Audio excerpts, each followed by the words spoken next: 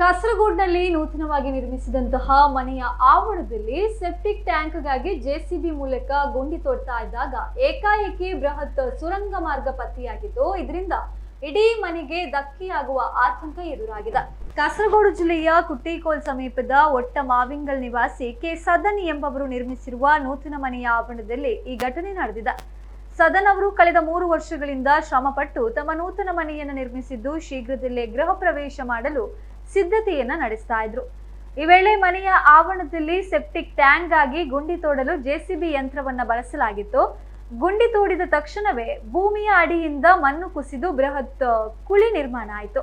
ಬಳಿಕ ಆ ಕುಳಿಯನ್ನ ಮುಚ್ಚಲು ಸುರಿದಂತಹ ಮಣ್ಣು ಸಹ ಮರುದಿನ ಸಂಪೂರ್ಣವಾಗಿ ಮಾಯವಾಗಿ ಕೆಳಗೆ ಬೃಹತ್ ಸುರಂಗ ಮಾರ್ಗ ಕಾಣಿಸಿಕೊಂಡಿದೆ.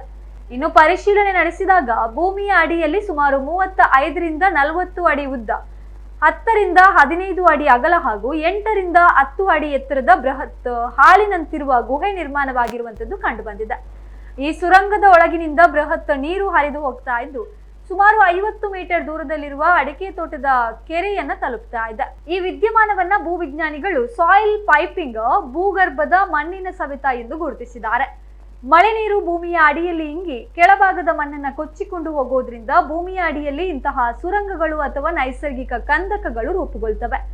ಮನೆಯ ತಳಭಾಗದಲ್ಲೇ ಇಷ್ಟೊಂದು ದೊಡ್ಡ ಸುರಂಗ ಮಾರ್ಗ ಪತ್ತೆಯಾಗಿರೋದ್ರಿಂದ ಮನೆ ಕುಸಿದು ಬೀಳುವ ಭೀತಿಯಿಂದಾಗಿ ಕುಟುಂಬಸ್ಥರು ಆತಂಕಗೊಂಡಿದ್ದಾರೆ. ಸುಮಾರು 30 ಲಕ್ಷ ರೂಪಾಯಿ ವೆಚ್ಚದಲ್ಲಿ ನಿರ್ಮಿಸಿದ ಕನಸಿನ ಮನೆ ಈಗ ಅಪಾಯಕ್ಕೆ ಸಿಲುಕಿರುವಂತದ್ದು ಸದನ್ ಅವರ ಕುಟುಂಬವನ್ನ ಕಂಗಾಲಾಗಿಸಿದೆ. ಘಟನೆಯ ಸುದ್ದಿ ತಿಳಿತಾ ಇದ್ದಂತೆ ಸ್ಥಳೀಯ ಪಂಚಾಯತ್ ಹಾಗೂ ಜಿಲ್ಲಾ ಗಣಿ ಮತ್ತು ಭೂವಿಜ್ಞಾನ ಇಲಾಖೆಯ ಅಧಿಕಾರಿಗಳು ಸ್ಥಳಕ್ಕೆ ಭೇಟಿ ನೀಡಿ ಪರಿಶೀಲನೆಯನ್ನ ನಡೆಸಿದ್ದಾರೆ.